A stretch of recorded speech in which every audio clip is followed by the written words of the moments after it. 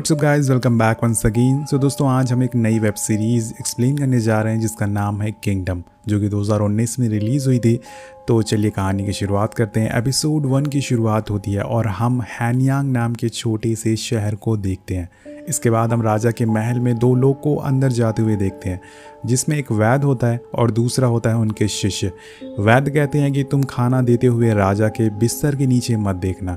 अब इसके कुछ देर बाद राजा को खाना दिया जाता है और यहाँ हम एक और चीज़ देखते हैं कि राजा और उसकी प्रजा के बीच में एक पर्दा लगाया गया है। अब शिष्य खाना देता है, पर कुछ देर बाद हमें एक अजीब सी आवाज़ सुनाई देती है और अगले पल ही हम उस शिष्य को पर्दे के पार जाते हुए देखते हैं। मतलब कोई चीज़ उसे खींच कर उस पार ले गई है, जिससे कि उसकी वही मौत हो जाती है। ऐसा क्या है उस पर्दे के पीछे? क्या राजा को किसी चीज़ की बीमारी है या फिर वो एक शैतान बन चुके हैं? आपको आगे पता चल जाएगा। अब कहानी आगे बढ़ती है और हम हैनयांग शहर के काउंसिल मिनिस्टर चोहाचू के बेटे को देखते हैं, जिसे कुछ पोस्टर मिलते हैं जिसमें लिखा हुआ था कि राजा मर चुका है और अब एक नई लहर आने वाली है।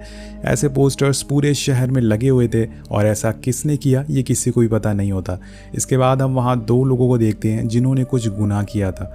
वो चोहाचू के बेटे से अपनी जान की भीख मांग रहे थे, लेकिन अगले ही पल हमें उनके सर ज़मीन पर गिरे हुए मिलते हैं। और ये देख के आपको पता लग गया होगा कि हैनयांग में रूल बहुत ही स्ट्रिक्ट है और चोहाचू का बेटा कितना ज़्यादा क्रूर है। अगर किसी ने भी कानून यहाँ पर तोड़ने की कोशिश करी तो उन्हें अपनी जान गंवानी पड़ेगी।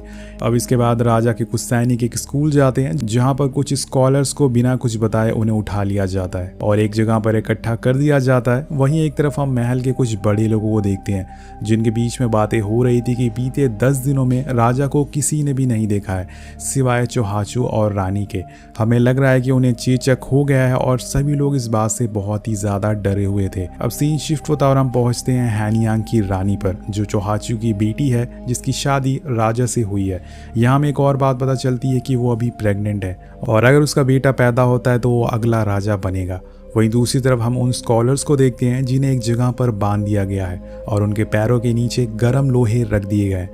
उन सैनिकों को लग रहा है कि जो पोस्टर शहर में लगाए गए हैं वो इन्हीं में से किसी ने लगाया है। पर तभी एक स्कॉलर कहता है कि तुम लोग एक नाली के कीड़े हो।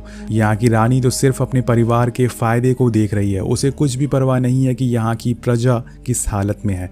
वो ये तक कह डालता है कि अच्छा होगा कि अगर राजा मर जाए, क्योंकि उसने एक हैवान के हाथ में इस शहर को सौंप दिया है, जो कि है चोहाचू, जिसे इंसान की जान की कोई भी कदर नहीं है। लेकिन एक दिन उसे इस चीज़ का अंजाम ज़रूर भुगतना पड़ेगा। इसके बाद हम इस सीरीज़ के मेन कैरेक्टर चोहाचू को देखते हैं, जो उन सब से कहता है कि तुम्हें क्या लगता है तुम्हारा जो राजकुमार है वो ही अब हैनयांग का राजा है। इसके कुछ देर बाद हम वहाँ के प्रिंस को देखते हैं, जो कि है ली चैंग। वो राजा की पहली पत्नी का बेटा है, जो कि अब मर चुकी है। वो यहाँ अपनी दूसरी यानी कि सौतेली माँ चू के साथ रहता है। अब वो रानी के रूम में रुका हुआ है क्योंकि उसे अपने पिता से मिलना है और इसकी वजह यह है कि वो उनसे पिछले 10 दिनों से नहीं मिल पाया है। उसने उन पोस्टर्स को देखा था, जिसके बाद उन्हें अपने पिता के बारे में पता चला, लेकिन रानी उसे ये कहते हुए मना कर देती है कि वो अपने आने वाले भाई से जलता है, इसलिए उसकी इजाज़त के बिना वो अपने पिता से नहीं मिल पाएगा। लेकिन ली जिद करता है अपने पिता से मिलने के लिए, जिसे गुस्से में आकर रानी अपने लोगों से कह के उसे महल से बाहर कर देती है। अब ये देख के आपको पता लग गया होगा कि ली और रानी की कुछ खास नहीं बनती। आगे हम देखते हैं कि ली चैंग महल से सीधा अपने सबसे करीबी सलाहकार और दोस्त योंग के पास जाता है।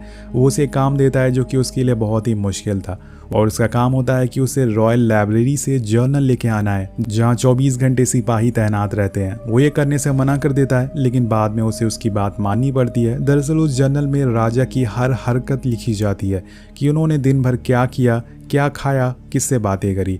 अब सब कुछ जिसे कि देख के ली चैंग को पता चल जाएगा कि उसके पिता के साथ क्या हुआ है। अब रात हो जाती है और ली चैंग का सब्र नहीं होता, जिस वजह से वो अपने पिता से मिलने के लिए महल के अंदर चला जाता है। वो सिपाहियों से छुपते हुए आखिरकार उनके कमरे तक पहुंच जाता है, पर वहां जाके उसे कुछ बहुत ही अजीब दिखता है। उसे पर्दे के पीछे एक मॉन्स्टर की परछाई दिखती है, जो कि उसकी तरफ बढ़ने लगती है। उस पूरे कमरे में किसी चीज की सड़ने की बदबू भी आ रही थी। अब वो बहुत ही ज्यादा घबरा जाता है, लेकिन अगले पल ही वहाँ की लाइट चली जाती है, जिससे वो परछाई भी वहाँ पर गायब हो जाती है और जिसके बाद वो बाहर आ जाता है, जहाँ उसे चोहाचू का बेटा देख लेता है और वो उसे बोलता है कि तुम यहाँ राजा के कमरे में क्या कर रहे हो। तो बोलता है कि मैं यहाँ पर अपने पिता से मिलने आया हूँ। लेकिन मैंने यहाँ एक शैतान को देखा है। लेकिन यहाँ पर उसकी बातों पर कोई भी यकीन नहीं करता कि उसने क्या देखा है। जिसके बाद वो आगे बढ़ता है, पर चुहाचू का बेटा उसके गले पे तलवार रख देता है और कहता है कि रानी का आदेश है, तुम्हें राजा से नहीं मिलने दिया जाएगा। लेकिन वो नहीं मानता और अंदर चला जाता है, जहाँ उसे चुहाचू दिखता है जो पर्दे के इस पार बैठा हुआ था। वो उसे बताता है कि राजा इस टाइम यहाँ नहीं है, वो रानी के कमरे में उनसे मिलने गए हैं। अब सीन कट होता और हम योंग को देखते हैं, जिसे वो जर्नल मिल गई थी। वो ली चैंग को दिखाता और बताता है कि राजा को कुछ दिन पहले तेज बुखार आया था, जिसकी वजह से उन्हें स्मॉल पॉक्स हो गया था। लेकिन सोचने वाली बात यह है कि उस दिन के बाद उस जर्नल में कोई भी एंट्री नहीं की गई है। अब ये देखकर वो थोड़ा सोच में पड़ जाता है कि ऐसा क्या हो गया मेरे पिता के साथ जो कि इस जर्नल में नहीं लिखा गया। लेकिन इसी बीच उन्हें एक नाम मिलता है जो कि होता है ली सोंग हुई, जो 3 साल पहले तक महल में काम किया करते थे, लेकिन उसके बाद उन्हें किसी ने नहीं देखा। लेकिन इस जर्नल में लास्ट एंट्री उन्हीं के नाम की थी, यानी कि 10 दिन पहले वो यहाँ पर आए थे राजा को देखने के लिए। लेकिन क्यों, उन्हें यहाँ पर क्यों बुलाया गया था और वो आखिर रहते कहाँ पर है? और यही जानने के लिए ली और योंग अपना भेष बदलकर उन्हें ढूंढने के लिए कुछ जगहों पर जाते हैं। इसके बाद हम सीओ नाम की लड़की को देखते हैं, जो कि ली सोंग हुई की स्टूडेंट थी। वो वहाँ के वैद्य घर में काम करती थी, वहाँ आने वाले लोगों को खाना देती थी। लेकिन यहाँ पर हमें पता चलता है कि वहाँ के लोग अब भूख से मर रहे हैं, क्योंकि अब उस जगह पर खाने की कमी हो गई है। और अगले पल ही हम उसी वैद्य को वहाँ पर देखते हैं जिन्हें हमने कहानी की शुरुआत में देखा था। वो अपने साथ एक बॉक्स लेकर आए थे। अब सारे लोग उस बॉक्स को देखकर बहुत ही खुश होते हैं, क्योंकि उन्हें लगता है कि वो अपने साथ खाना लेकर आए हैं। पर उस बॉक्स को खोलने पर पता चलता है कि उसमें उसी शिष्य की लाश है जो उनके साथ राजा के पास गया था। उसे देखकर ऐसा लग रहा था कि मानो किसी ने बहुत ही बेरहमी से उसे काटा हो। सीओ भागते हुए उनके पास आती है और घबराते हुए पूछती है कि आखिर वहाँ क्या हुआ था, ये सब कैसे हुआ। लेकिन वैद्य उसका कोई भी जवाब नहीं देते और बिना कुछ बोले वहाँ से चले जाते हैं। वहीं हम स्कॉलर्स के हेड को देखते हैं, जहाँ पर उन लोगों के साथ चुहाचू भी मौजूद होता है। वो सारे लोगों को बता रहा होता है कि उसके स्कॉलर्स ऐसा नहीं कर सकते, ज़रूर किसी अंदर के आदमी का काम है जिन्होंने दीवारों पर ये पोस्टर लगाए हैं। तभी चुहाचू कहता है कि ज़रूर ये काम ली चैंग का होगा, क्योंकि उस संदेश में लिखा हुआ था कि अब एक नई लहर आने वाली है। क्या वो ये साबित करना चाहता है कि राजा के बाद अब वही राजा बनेगा? क्या वो नई लहर वही तो नहीं है? वो फौरन आदेश देता है उसे अपने पास लाने के लिए, जिसके बाद उसके बेटे ली चैंग के साथ रहने वाले लोगों से पूछताछ करना शुरू कर देते हैं। और कुछ लोग उसे बताते हैं कि उन्होंने उसे नहीं देखा, वो पिछले 2 दिनों से ही गायब है। ये सुनते ही चुहाचू का बेटा उनमें से एक आदमी को मार डालता है।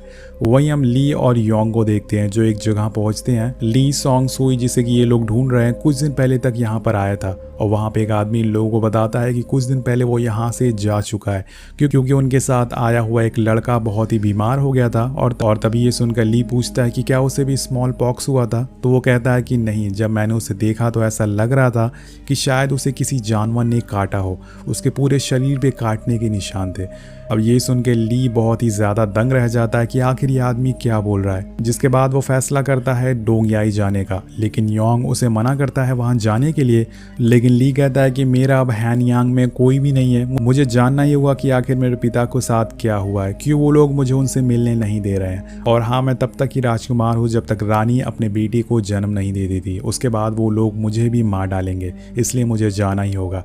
वहीं दूसरी तरफ हमें पता चलता है कि चुहाचू को पता चल गया है कि ली चैंग डोंगयाई गया है, और इसीलिए वो उस पर झूठे देशद्रोह का आरोप लगा देता है और जहां भी वो उसे दिखे उसे मारने का आदेश देता है। जिसके बाद काफ़ी सारे सैनिक उसे ढूंढने के लिए निकल जाते हैं। वहीं दूसरी तरफ हम डोंगयाई में सीओ को जड़ी बूटियाँ इकट्ठा करते हुए देखते हैं। जब वो वापस आश्रम पहुंचती है तो देखती है कि वहाँ के सारे लोग खाना खा रहे हैं। तो ये देख के बहुत ही ज़्यादा शौक हो जाती है कि आखिर उन लोगों को खाने को किसने दिया है। वो फ़ौरन जाके योंगशिन से पूछती है कि ये क्या है, तो वो बताता है कि उसने एक हिरन का शिकार किया था और वही पका के वो इन लोगों को दे रहा है। अगर वो ये नहीं करता तो ये लोग भूखे मर जाते। लेकिन हैरान करने वाली बात ये थी कि जब सीओ उस खाने को देखती है तो उसमें उसे एक इंसानी उंगली मिलती है और ये देखकर वो बहुत ही ज़्यादा दंग रह जाती है। वो फ़ौरन योंगशिन से पूछती है कि आखिर ये सब क्या चल रहा है। और इसके बाद में पता चलता है कि जिस शिष्य की लाश को लेके वैद्य हैनियांग से यहाँ पर लाए थे उसे इसने पका दिया है और वही सबको खिला दिया है। मतलब दोस्तों, इनकी भूख इतनी ज़्यादा बढ़ गई थी कि एक इंसानी लाश को खा रहे थे। अब रात हो जाती है और सीईओ को कुछ हलचल सुनाई देती है। जब वो बाहर जाती है तो देखती है कि सारे लोगों को पेट में दर्द हो रही है। वो एक एक करके मरते जा रहे हैं क्योंकि उन्होंने उस लाश को खाया था।